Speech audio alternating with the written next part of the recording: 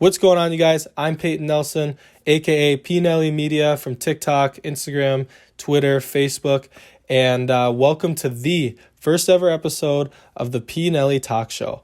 I just want to get right into it. I thought maybe I'd start with a little intro about myself. I'm Payton Nelson. I'm 22 years old. I'm a senior up here at St. John's University in Collegeville, Minnesota. And I kind of just wanted to start off, about how I got started in this whole thing and how I got to kind of where I'm at. I'm not at any crazy point on social media, but I have gained a little bit of a following now, which has been super cool. And I just kind of want to talk about this. I wanted to use it, to make a talk show that is going to be about, kind of whatever, but a lot about sports most likely. But I don't just like to talk about sports. I like to talk about, what's going on in the world and just maybe just life lessons, stories, whatever. I plan on having guests on and everything like that, but I just wanted to take this first episode to just kind of tell a little bit about myself and what the show's going to be, figure out production setup. I got a camera going on right now. I know I have to stop it at like a certain amount of time because it stops recording, so I got to keep an eye on that. I got my handy dandy ring light. Shout out to Ben. I stole that from you. So I'll give that back to you once I get back home. Had to decorate a little bit. You can't have a backdrop, or a backdrop that doesn't look good. So, but anyways, about myself, grew up, born and raised here in Minnesota. I am a fan of all Minnesota sports teams. I have to be, that's where I'm born and raised. But I do have my second favorite teams. I am a huge Suns fan. I like the Diamondbacks. I do like the Golden Knights. And then as far as football, I am a Chargers fan. But yeah, anyways, we'll get right into kind of how I got started in this whole thing. My father, Eric Nelson, he worked for some major organizations here in Minnesota, doing radio and TV stuff. And now he has his own sports radio and TV show with his colleague, Wally Langfellow. And they would go to these games and everything, and I finally was old enough to get a media pass to some of these games, so I would go and I'd run the Twitter for them. And to start, this started back in, I'd say, about 2017, like late 2017, 2018, and I started doing stuff for them, and I wouldn't really do much. I just kind of put up some score updates and some pictures and whatnot, and then kind of last year, I started kind of putting up some stuff on TikTok on my own. And it wouldn't get too many views. I just kind of would put it up there because TikTok was still kind of a new thing for me. I didn't really know what it was, what potential it had.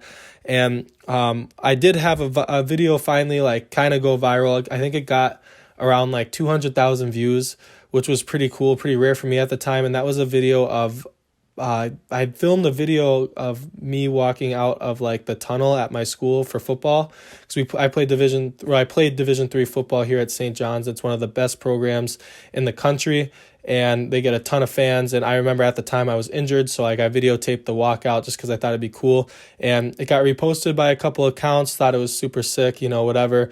That got me a couple followers, but it never really solidified me into doing this and posting on TikTok regularly and starting this. It was just kind of like a fluky thing, and I was like, oh, it's sweet, whatever.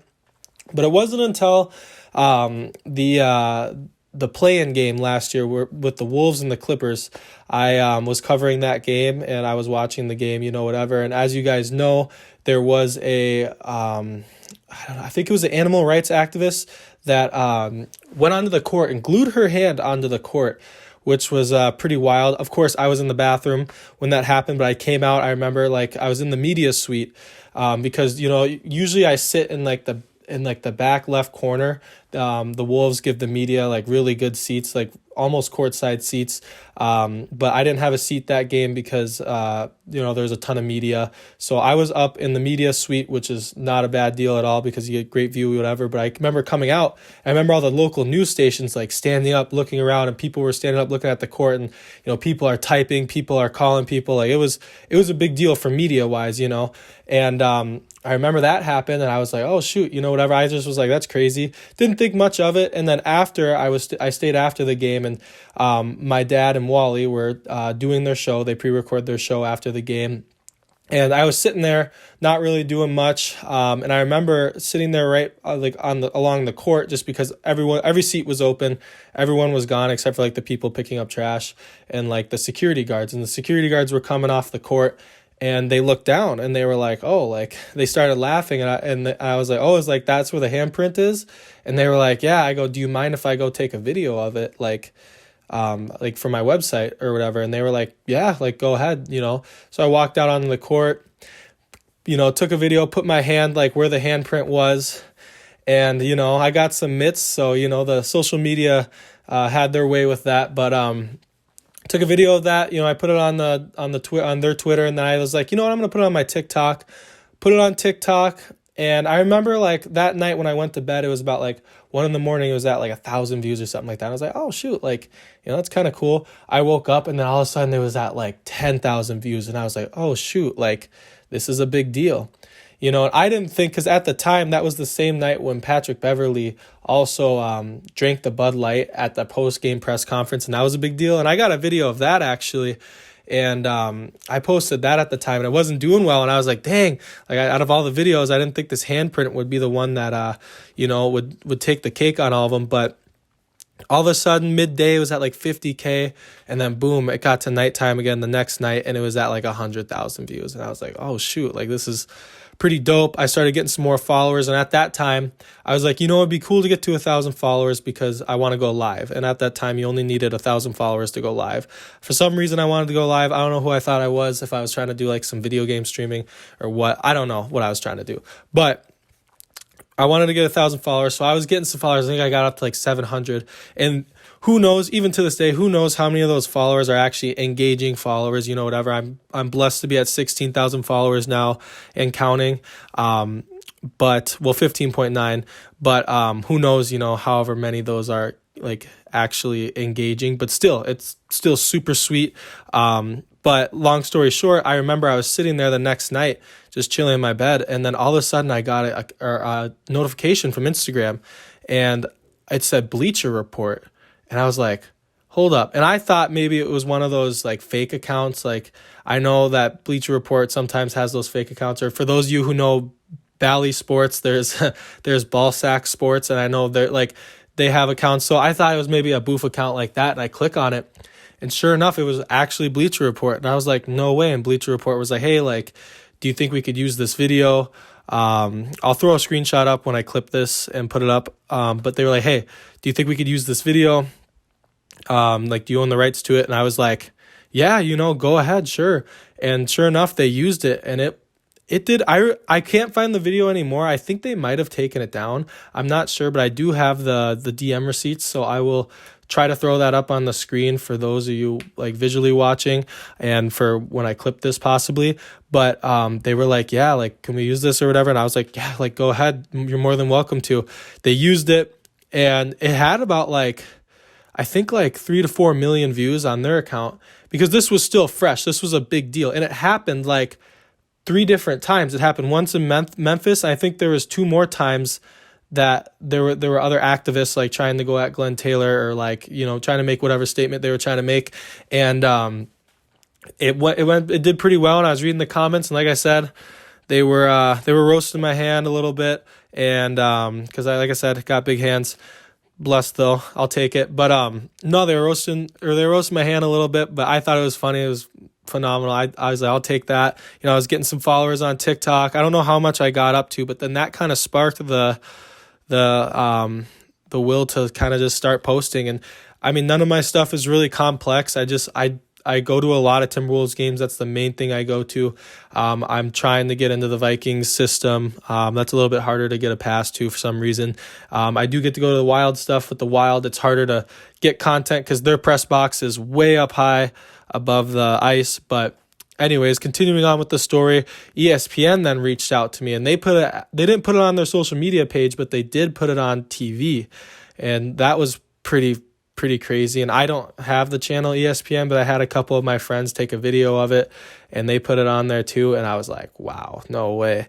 So that kind of sparked this whole thing. And then I kind of just started doing it the rest of that year. And then, I had some more videos kind of go off here and there. At that time, I never fully committed to the sports thing. I never wanted to do, I shouldn't say never wanted to just post about sports, but my biggest thing, I want to be a fitness influencer. that's what I started off with. I still have a video that has 18.7 million views. And it was just me walking on a treadmill, and there's like an iPhone 4 charger. Took a video of it, and I go, damn, like I'm really this old where like iPhone 4 chargers are considered like, a fossil. And I posted it, and for some reason that still is the most viewed video I have, and it's still up on my fitness page. I don't even remember what my fitness page is called, but that's what I want to do. Like 100% is what I wanted to do.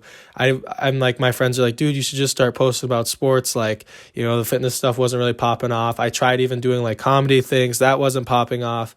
And I was just like, yeah, you know what, whatever. Like, I guess I'll start just really only doing sports stuff. And like I said, none of it really involves me. I'm not really on camera that much.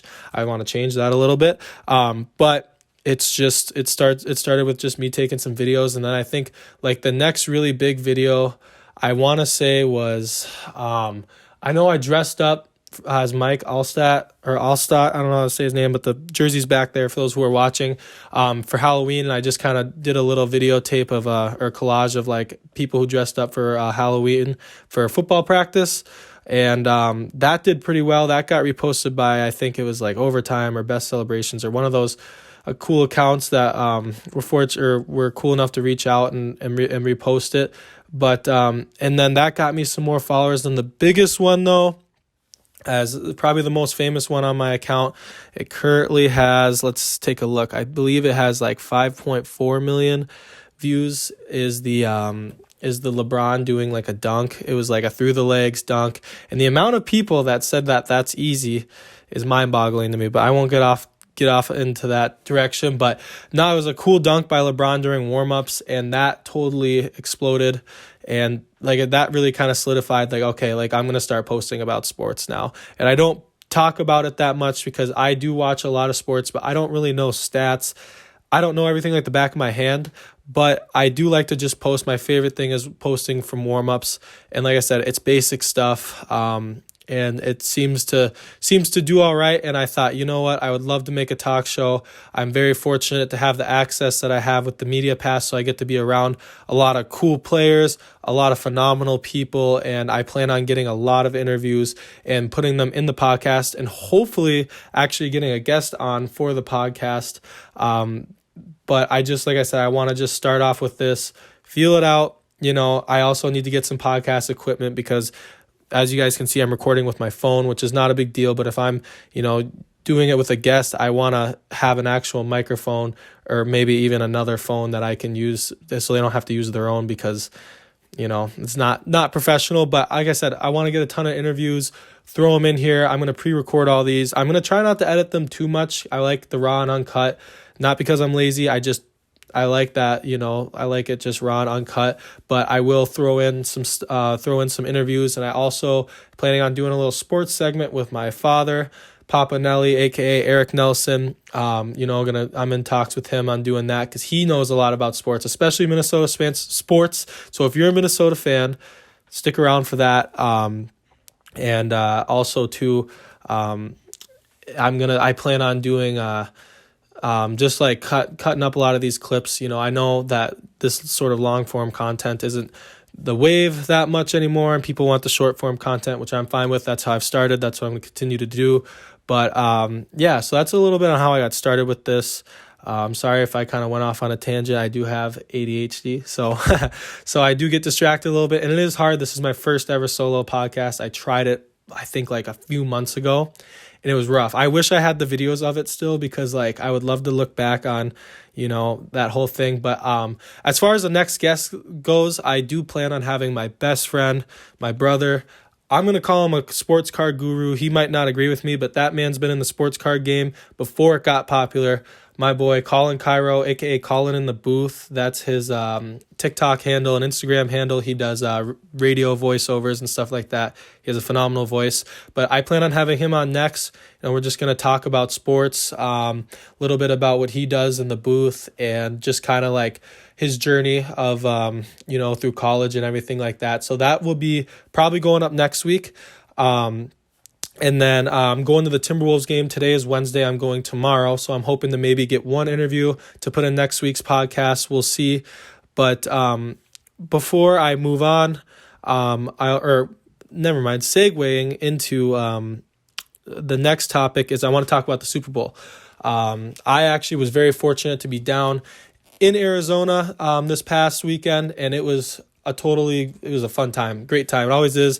I didn't get to go to the game, unfortunately, but I did get media access. They call them day passes, and that gets me in the Radio Row, which is where a ton of athletes, celebrities go, and they and there's a bunch of like news stations and podcasts that are in Radio Row that have setups, and athletes just go, and I believe you kind of pick them off, and you just kind of do interviews, and then like, with us, we get the access to go and possibly do some interviews too. So I got access to Radio Row, and that was a ton of fun. My dad actually did the play-by-play with his colleague Tom. Shout out to Tom. Those two did the play-by-play for the Celebrity Sweat flag football game. That was an amazing time. Got some super cool content, but I just kind of want to recap my trip. And I want to tell you guys what it was kind of like covering the Super Bowl as media. Like I said, I didn't get to go to the game, so I don't know that side of things. My dad has been to a ton of them, but he didn't go to this one as well. So this is my second year kind of covering the events leading up to it. I guess you can kind of say my third year. I did cover it in 2017, or I think it was early 2018 when it was here in Minnesota, but I don't know if I'm going to count that or not. But so starting off, we landed, and man, it was a quick trip. We had a quick turnaround. We landed in Phoenix, and then boom, we were straight to the convention center to pick up our passes. And so we picked up our day passes. That took a little while because, sometimes applying for these passes, it's like a little hard to do, the system. They have so many people doing it, but we picked up these day passes that get us into some of these events. And we initially thought that it got us into the Eagles. I believe it was like media one-on-ones, I think they call it, where you go to the Eagles hotel, and then you go to the Eagles hotel, and then you do interviews. Like they're open to the media. You can interview any player except for like the big name players, and the coaches will probably be on a pedestal, and you gotta kind of go through someone to ask questions. But we thought that our pass got us into that because it has in the past. So we're driving there. We drive to the casino hotel that they were staying at. Very nice place. And we stop, and they had to sniff our car. They were sniffing every car, or dogs were sniffing the cars to make sure there's nothing in there, obviously. So we did that. We went through there, and then we got there. And I will say Phoenix did a phenomenal job with the Super Bowl, but they did not do well with like signs and everything. There was not a lot of like signage to tell you where we were going, but we went into this one door, and the lady's like, "Nah, you have to go around this way." So like we went to the main entrance of the hotel, which we thought where we were supposed to go, and we just walked in, and there was there's a lot of security guards and whatever. They were all very nice. We walked in, we're kind of looking around because we didn't know where to go. We were late. Like I said, we were coming off our flight, had to stop at the convention center. There was traffic, whatever. And all of a sudden, like, I see a sign that says like players, friends, and family. And like, it turns out we were in the friends and family area, which we were not supposed to be in, and we didn't know. And we were walking through the hallway, and then all of a sudden, like, there's this curtain, and that's where we thought the media event was. And we were about to walk through this curtain. Like, the security guard like saw our pass, and I think he thought that it was one that was good enough to go in there, but I don't think he realized it wasn't, and I don't blame him because how many sort of passes they see, it probably gets a little mixed up. But I had to use the bathroom. There's a bathroom right there, so I said, well, let me use the bathroom quick before we go in. Used it, came out, and then he realized. He said, oh no, you guys can't go in there. And we were like, oh, is the media party in there? And he's like, no, like that's where the players, coaches, and like meetings are going on right now. Like, you can't go in there, obviously, because we're not players nor coaches. So we were like, oh shoot. So then this dude came by, another security guard, like the head guy, super nice, by the way, said, yeah guys, like, you're in the wrong spot, basically, like, let me walk you to your other spot. So we're walking, we go around this casino hotel. I'm talking, this whole thing is reserved for the players. They had their own pool, like everything, little golf course area, pickleball area. And we walk, and then all of a sudden to my right, I see Terry Bradshaw in the Fox booth, like getting ready to do a segment for the TV. And I was like, wow, we were totally in the wrong spot, obviously not purposefully. And shout out to the security at the Super Bowl. Very nice too, very understanding. They go, yeah, we get it, but that was pretty wild. And unfortunately we missed out on doing the interviews with the Eagles. So, but you know what, it is what it is. And then after that, we headed on down the Radio Row, and that was a fun time. I was actually going down. The first thing I saw when I got in there, we were going down the escalator, and I saw the fullback for the Dolphins, Alec Ingold. I really wanted to talk to him, but I was going down this long escalator. He was going up, and I was like, dang, but I'm a huge fan of his, so it would have been cool to get an interview with him. But we go in there, and then we walked around. We went to Radio Row twice. The first day, there wasn't too much there. The second day was the day that there was a lot. I saw, there was Shaq was there. He was there with Brandon Marshall, and I believe the whole I Am Athlete podcast, if that's what it's still called. I think they were filming one live, which was pretty cool. And then Drew Brees was there, and we were waiting for Drew Brees we wanted to do an interview with Drew Brees, and and we were standing there, and then this older gentleman he looks at my dad, and he goes, hey, come over here, do I know you guys from somewhere, whatever. And this guy's name was Charles Young, and he was a tight end. He played tight end for the Eagles back in the day, and he was a super cool guy, and we actually interviewed him, sat down with him, and we just talked about football and everything for 30 minutes. He was super cool. He told us about how different the game is from back then to now, and it was a ton of fun. Then Drew Brees kind of left because he had a ton of people trying to interview him. But I will say one of the best interviews I got to talk to Pat McAfee. That was super cool. I asked him what WWE move would he do if he scored a 99-yard fake punt touchdown. And he said he would, and I quote, he said he would go get oxygen first, then he'd find his special teams coordinator and kick him in the nuts, and then do the Stone Cold Steve Austin stunner.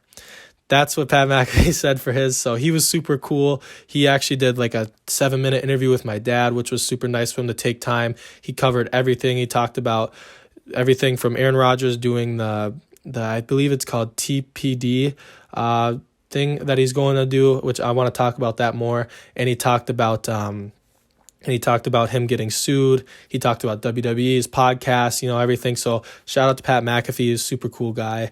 And then the next day, so this is now I think our final day, Saturday, my dad had to cover the Celebrity Sweat flag football game. And so he's the play-by-play guy for that. And Celebrity Sweat puts on this it was their 23rd annual Celebrity Sweat flag football game that they put on for the troops. And I'm fortunate, I help out with some of the production stuff, and they're all super cool, and I got an all-access pass to that, and I got a ton of great stuff from there. I got to talk to UFC fighter Bilal Muhammad, Justin Gaethje. I also got to talk to T-Mac a little bit. Who else was there that I talked to? I also got to talk to Josh Richards. He was super cool. He's the first person I actually talked to that, is famous. And I went up to him and introduced myself. Said, hey, Josh, I'm Payton with Pnelly Media. And he, even though he knew I knew his name, he still said, hi, Payton, I'm Josh. And I was oh, shit, he was that super respectful guy, super cool guy. I appreciated that. But everyone I talked to was super cool. I had to talk to RG3, which was really cool. My father actually did an interview with him. At this time, I wasn't thinking smart, and should have gotten interviews for this podcast, but I wasn't sure when I wanted to start this. So, kind of fumbled the bag there, but, it's all right. We're going to the Timberwolves game tomorrow. We'll make something happen, but watch the Celebrity Flag football game. I also talked to KJ Osborne, shout out to him. Go Vikes. But yeah, so that was a really cool time.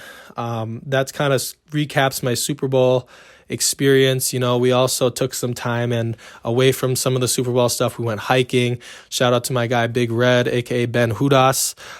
He's navigated us around Arizona the whole time, so that was a ton of fun.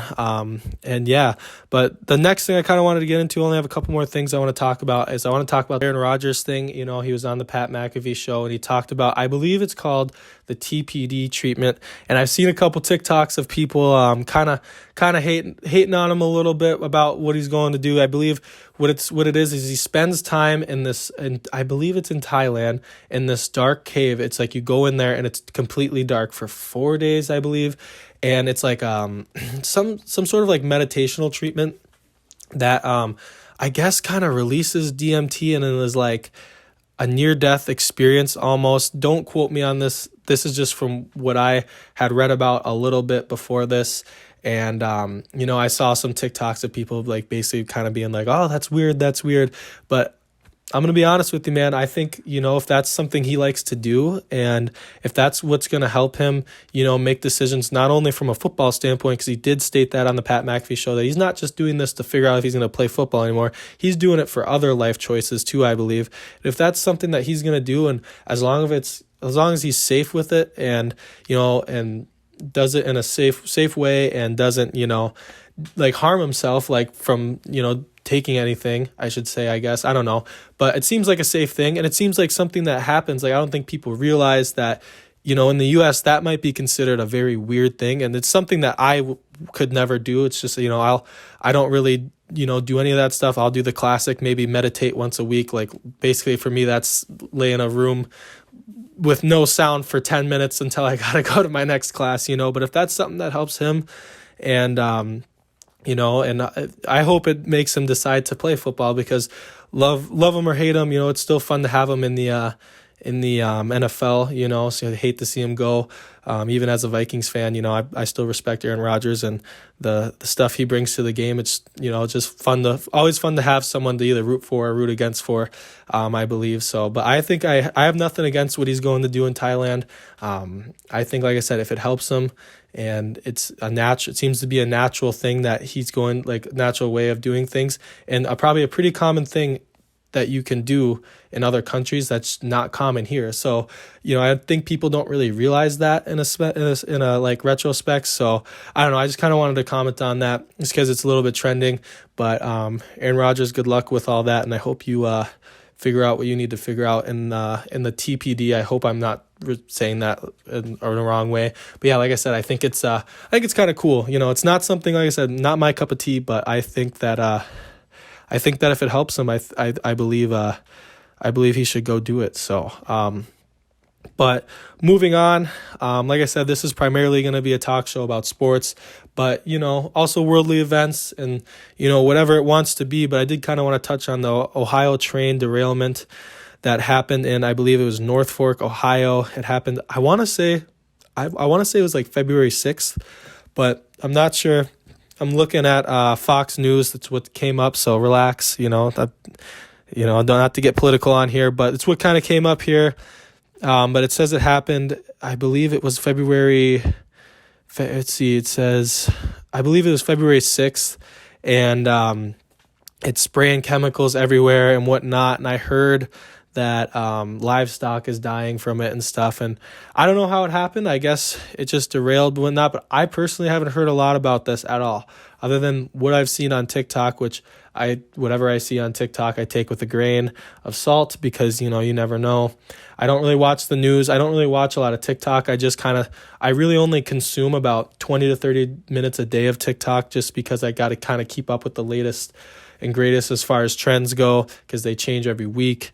But it is something that I kind of been seeing, and it looks like a pretty big disaster. So if there's anyone that's listening that lives in Ohio, I know I have friends and family in Ohio, thoughts and prayers go out to you guys. Hopefully they can kind of fix that up, because I heard that livestock is dying because of the air quality within 45 miles. And I can't imagine what it's going to do to the water quality.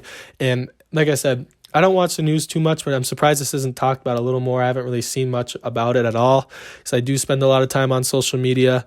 But I don't know. I hope that that whole thing gets resolved. I don't know what steps they're going to be taking to do it, but I don't know if there's something they can put in the water to counteract some of the chemicals. But like I said, if you live in Ohio, wishing you the best of luck. Thoughts and prayers are with you and your family, because that's a pretty serious situation that's going on. But other than that, that about sums up the first episode of the Pnelly Media Talk Show. You got to get the name down, sorry. But like I said, next guest, going to have my boy Colin Cairo on, sports car guru. I'm saying it here, he's been in the game. Him and his brother have been in the game since it started. So we're going to talk a lot about that. So if that interests you, we're going to talk a lot about sports and everything like that. So, but I hope you guys enjoyed, and please stick around for the next episode. And if you want to follow me on TikTok, Instagram, Facebook, and Twitter, I'll put it all in the bio. But I appreciate you guys, and I'm Pnelly, and thank you for listening to the first episode of the Pnelly Talk Show.